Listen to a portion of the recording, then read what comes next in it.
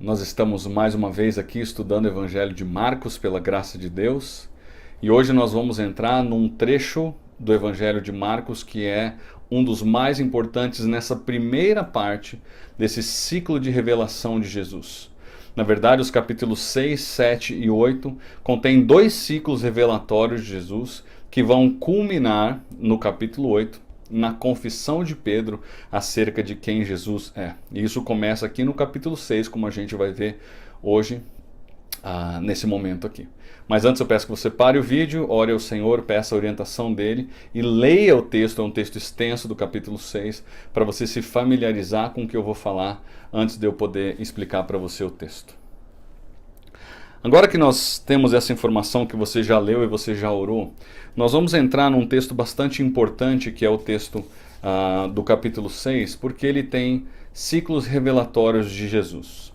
Você lembra que no capítulo 5, final do capítulo 4 e capítulo 5, os discípulos viram Jesus fazendo e realizando coisas, pessoas se prostrando diante dele, ouviram os demônios dizendo que ele era o Filho de Deus. Então uma série de revelações acontecem.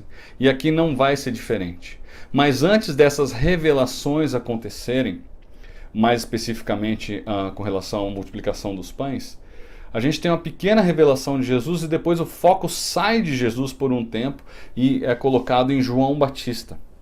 Então o texto começa com Jesus entrando na sua cidade, ou seja, ele vai para Nazaré, que é a sua cidade natal, pela segunda vez, segundo o relato aqui de Marcos, e chegou um sábado e Jesus começa a ensinar. É interessante nós lembrarmos que o ministério público de Jesus, ele acontecia aos sábados e acontecia nas sinagogas. E como era de costume, versículo 2 vai dizer que as pessoas ficaram admiradas. E essa colocação aqui de que elas ficaram admiradas, ela tem um porquê de estar aqui, em contraste com o versículo 6, quando Jesus se admira da incredulidade deles. Agora, antes do versículo 6, você tem ali os versículos 2, 3, 4 e 5, em que as pessoas zombam de Jesus. Okay? A colocação feita ali no versículo 3, não é este o carpinteiro, filho de Maria, irmão de Tiago, José, Judas e Simão? Não estão conosco as suas irmãs? Há duas coisas importantes aqui no que eles falam. O primeiro deles é a única menção que nós temos de que Jesus era um carpinteiro. Provavelmente era a profissão de José, seu pai.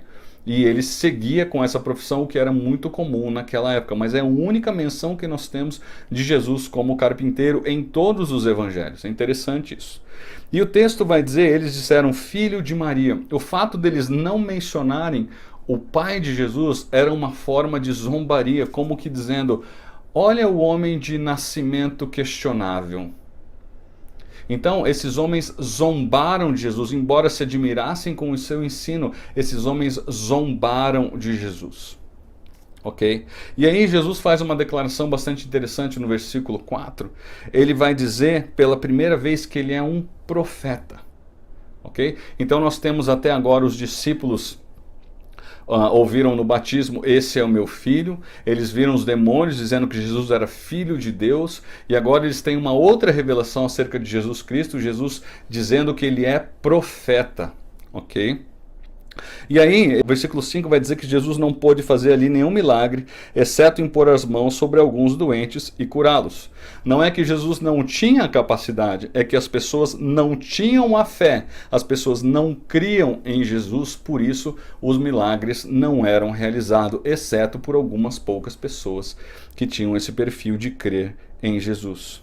E aí, o versículo 6, há um contraste proposital que Marcos coloca aí, de Jesus ficando admirado com a incredulidade deles e eles ficando admirados com o ensino de Jesus.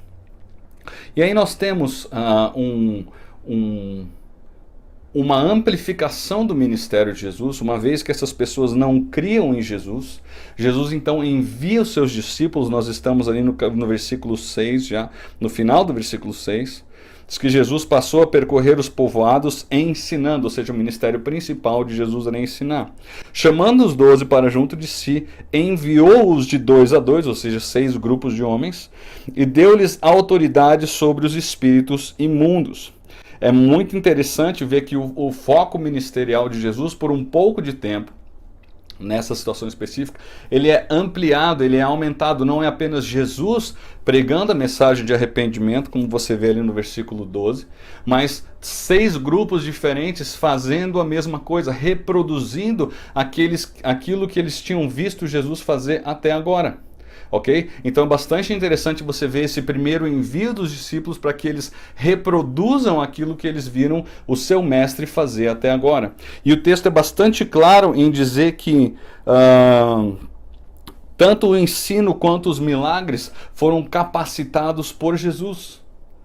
Jesus, ele era tão poderoso que ele capacitava, ele delegava autoridade a esses homens para que eles não apenas curassem pessoas, como também eles expulsassem demônios. E o texto vai dizer muito claramente quais são as orientações para eles. A gente não vai investir tempo nisso, você já leu o texto, você já sabe quais são.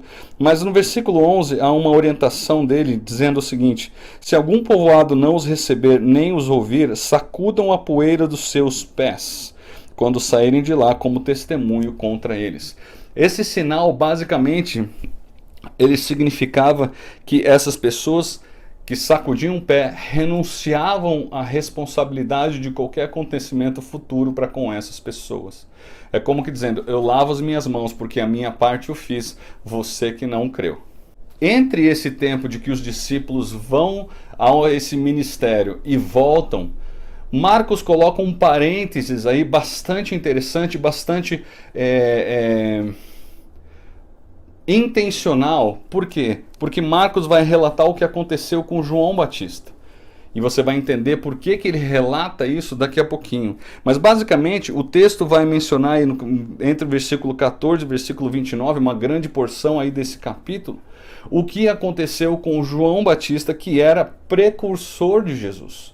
Ou seja, o que aconteceu com ele aconteceria também com aquele que viria depois dele. Tá? Então, você vê que no comecinho dessa sessão há uma única menção a Jesus Cristo. O texto todo, daqui para frente até o versículo 29, vai falar apenas de João Batista. Mas você vê ali, entre os versículos 14, 15 e 16, que a identidade de Jesus Cristo começa a ganhar importância. Por quê? Porque as pessoas veem Jesus e ouvem no ministério de Jesus, mais especificamente Herodes Antipas aqui, o filho de Herodes. E as pessoas começam a dizer: esse homem é Elias, esse homem é um profeta, esse homem é João Batista. O próprio Herodes diz que ele é João Batista. Então, pelos feitos de Jesus, pelas atitudes de Jesus, esses homens identificam Jesus com os profetas. Elias, basicamente, porque Jesus ressuscitou ali no capítulo 5 uma menina dos mortos. Elias também fez isso. Os profetas, por conta da revelação que ele trazia, que os profetas também trouxeram, e muito provavelmente João Batista por causa da mensagem, o conteúdo da mensagem que ele pregava, que era uma mensagem de arrependimento igual à de João. Então você vê aí a identidade de Jesus ganhando alguma importância, ganhando alguma evidência nesse contexto. Isso é bastante importante. Por quê? Porque os discípulos estão conhecendo mais de Jesus e vendo essas situações acontecendo e as pessoas questionarem quem é Jesus. Agora, daqui para frente, o foco vai mudar de Jesus para João Batista, temporariamente aí até o versículo 29, como eu disse. Ok? Então, o texto vai dizer no versículo 16: mas quando Herodes ouviu essas coisas, disse: João, o homem a quem decapitei, ressuscitou dos mortos. Até então a gente não sabia que João havia sido decapitado, e há a revelação aqui no versículo 16 de que ele foi decapitado. Então, a partir do versículo 17 até o 29, Marcos vai fazer um outro parênteses, vamos dizer assim, um colchete. Colchete é coisa antiga, né?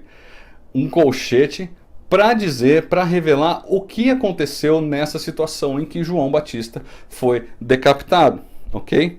Então, o texto vai dizer que Herodes tinha colocado João Batista numa prisão, uma prisão chamada Macários, que seu próprio pai havia construído ali naquela região. Então, João Batista havia sido colocado ali.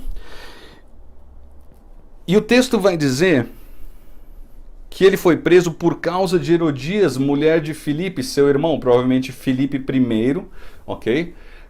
Que tinha uma esposa chamada Herodias, que abandonou Filipe I para se ajuntar com Herodes, como nós vemos aqui. Ele se casou com essa mulher que já tinha um outro casamento. E o versículo 18 vai dizer assim: porquanto João dizia a Herodes, não te é permitido viver com a mulher do teu irmão. Então essa mulher Herodias, ela tinha um ódio muito grande por João, porque João confrontava Herodes acerca desse relacionamento proibido que ele vivia.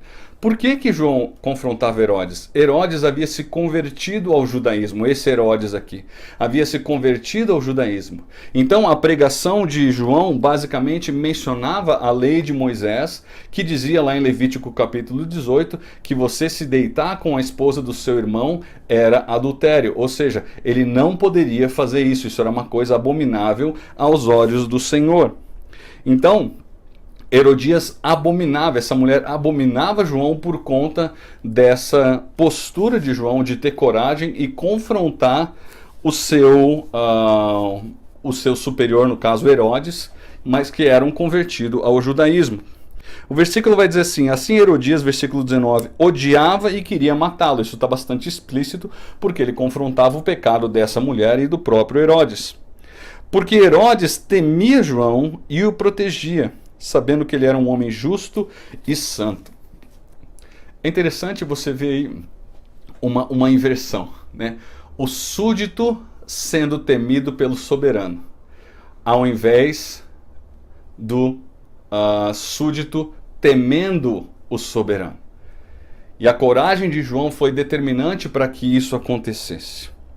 E aí, mesmo Herodes gostando de ouvir, aconteceu uma situação em que Herodias viu uma oportunidade se abrindo para que João fosse morto. Resumindo para você, eu vou colocar uma fórmula matemática aqui para resumir isso. Mas basicamente o que nós temos é uma combinação de festa, bebida e sensualidade. E aí o resultado não pode ser outro que não desastre.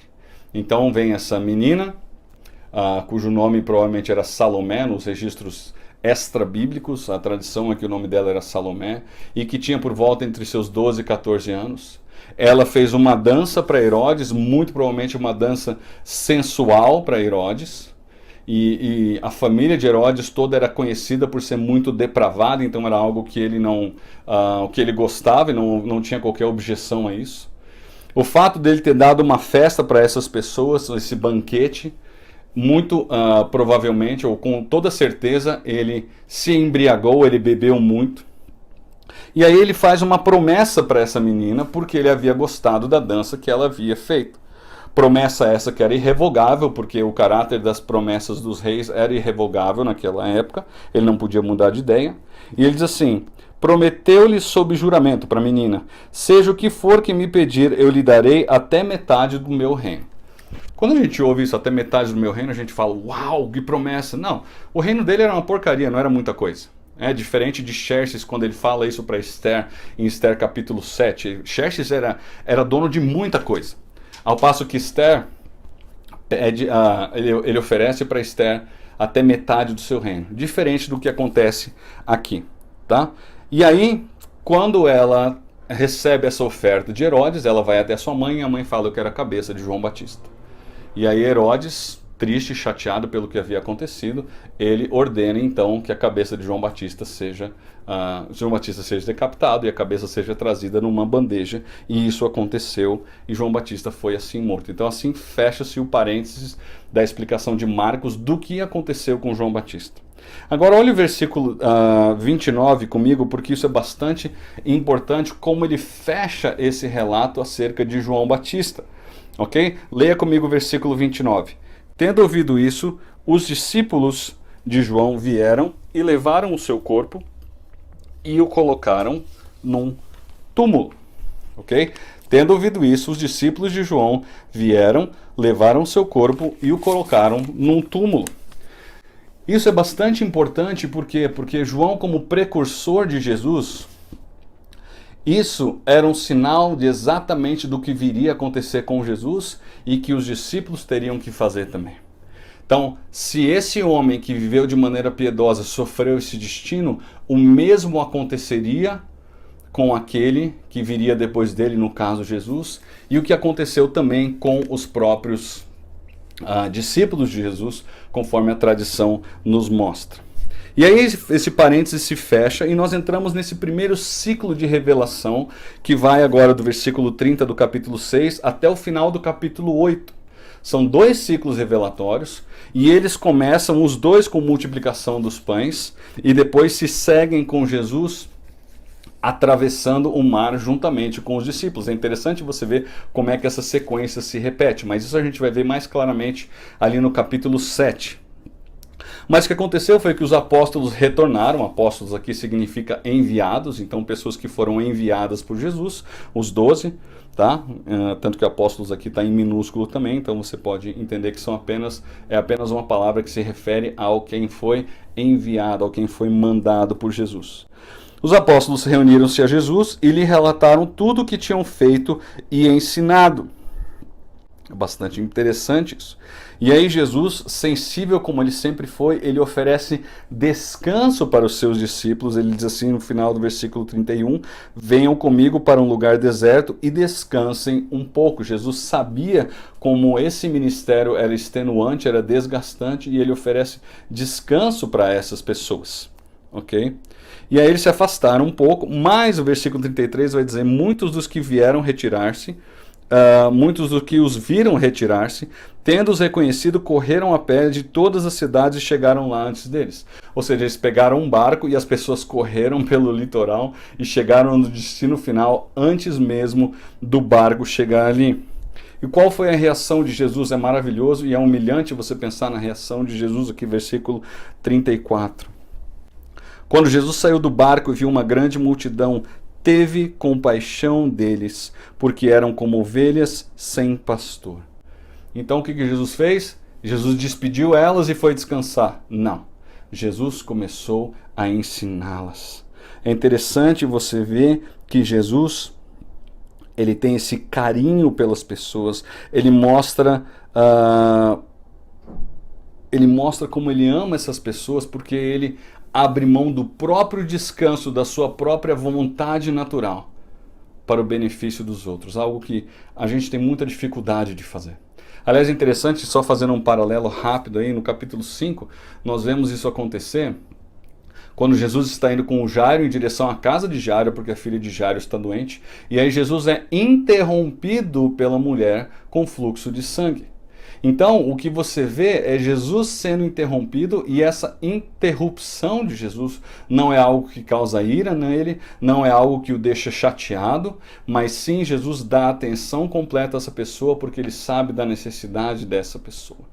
Aqui, mais uma vez, Jesus cansado, juntamente com seus discípulos cansados. Jesus faz pouco caso desse cansaço, porque ele sabe que essas pessoas precisam da sua orientação, portanto, Jesus começa a ensiná-las. E aí o versículo 35 vai dizer pra gente que já era tarde. É interessante isso, porque como já era tarde, as pessoas precisavam voltar para suas casas. E o texto vai dizer uma outra coisa, era tarde e eles estavam num lugar que era deserto. Guarde essa pequena informação de que era deserto, ok? Marcos gosta dessa informação, nós vimos no capítulo 1, porque isso identificou ali no capítulo 1, Jesus no deserto sendo tentado, passando por dificuldades. E nós vimos na mensagem no capítulo 1 que isso era uma identificação de Jesus com o povo de Israel, mas que o resultado de Jesus sendo tentado no deserto foi totalmente oposto ao povo de Israel, porque Jesus não pecou, ao passo que a primeira geração que saiu do Egito, pecou e sucumbiu ali no próprio deserto. Mas o texto fala que eles estavam num lugar deserto. E aí o versículo 36 vai dizer assim, manda os discípulos dizendo, manda embora o povo para que possa ir aos campos povoados e povoados vizinhos comprar algo para comer. Então o pensamento dos discípulos foi, nós precisamos descansar, manda essas pessoas embora para a gente ficar em paz, afinal eu não vou gastar do meu dinheiro com eles. Empatia zero com as pessoas. E aí é bastante interessante a resposta de Jesus, que Jesus vai mostrar para eles a incapacidade deles de resolver os problemas por conta própria. Jesus vai dizer no versículo 37, deem-lhe vocês algo para comer. Jesus mostra a incapacidade dos discípulos e indiretamente ele mostra a nossa incapacidade. Porque nós dependemos totalmente de Jesus para aquilo que nós queremos fazer e não era diferente os discípulos. E esses homens não tinham absolutamente nada a não ser revistando as pessoas aí 5 pães e 2 peixes. E aí no versículo 41, adiantando um pouco, Jesus manda essas pessoas se assentarem em grupos de 100 e de 50. Jesus toma aqueles 5 pães e 2 peixes e Jesus faz uma coisa que é bastante figurativa ou ilustrativa do que está acontecendo ali. O texto diz que Jesus olha para o céu. Os comentaristas eles mencionam que isso é uma ilustração para dizer que Jesus está dizendo para as pessoas com o seu olhar de onde essa provisão vem. Vem de Deus, vem do céu. E o que é interessante aqui, porque eu falei para você prestar atenção na palavra deserto, é que nós temos aqui judeus sendo alimentados por meio de pão, cujo provedor é o próprio Deus. Aonde? No deserto. Algo que aconteceu lá atrás com a geração que saiu do Egito se repete agora. Então Jesus indiretamente está se revelando como Deus, aquele Deus que forneceu ao povo, o povo ali no deserto, o pão, ele repetindo isso agora nessa situação específica aqui, ok? E aí ele alimenta, e o texto bíblico vai dizer que todos os discípulos, versículo 43, recolheram 12 cestos. A palavra cesto aqui não é uma palavra de um cesto muito grande, seria um cesto menor, mas eles recolheram 12, um para cada um deles que não acreditou no que estava, ou que não acreditava no que estava acontecendo. E o texto diz que os que comeram foram 5.000 homens. Então, se você contar mulheres e crianças, nós temos mais ou menos aí 10.000 pessoas sendo alimentadas por Jesus nessa primeira multiplicação. A gente vai ver a segunda no capítulo 8, mais para frente. E aí esse capítulo vai terminar com um milagre de Jesus logo depois dessa multiplicação dos pães. Né, a travessia de Jesus juntamente com seus discípulos e uma conversa sobre pão. A gente vai entrar em detalhes sobre isso no próximo capítulo 7, mas só para você entender. Nós temos a multiplicação dos pães, uma travessia do mar e uma conversa sobre pão. Essa sequência ela vai se repetir no segundo ciclo de revelação de Jesus acerca de si próprio. O texto vai dizer o seguinte: logo em seguida, versículo 45, Jesus insistiu com os discípulos para que entrassem no barco e fossem adiante dele para Betsaida, enquanto ele despedia a multidão. Tendo-a despedido, subiu a um monte para orar. Mais uma vez, Jesus, ao invés de descansar, depois de um evento que trouxe popularidade para ele, como aconteceu ali no capítulo 1, Jesus vai orar. Jesus vai se colocar diante de Deus. Capítulo 1, 35, acontece exatamente a mesma coisa. Popularidade, milagre, ao invés de Jesus descansar. Jesus vai orar. E aí, entre as 3 e as 6 da manhã, Jesus volta para encontrar os seus discípulos, né? E o texto vai dizer que eles ficaram assustados quando eles viram Jesus, porque eles acharam que era um fantasma.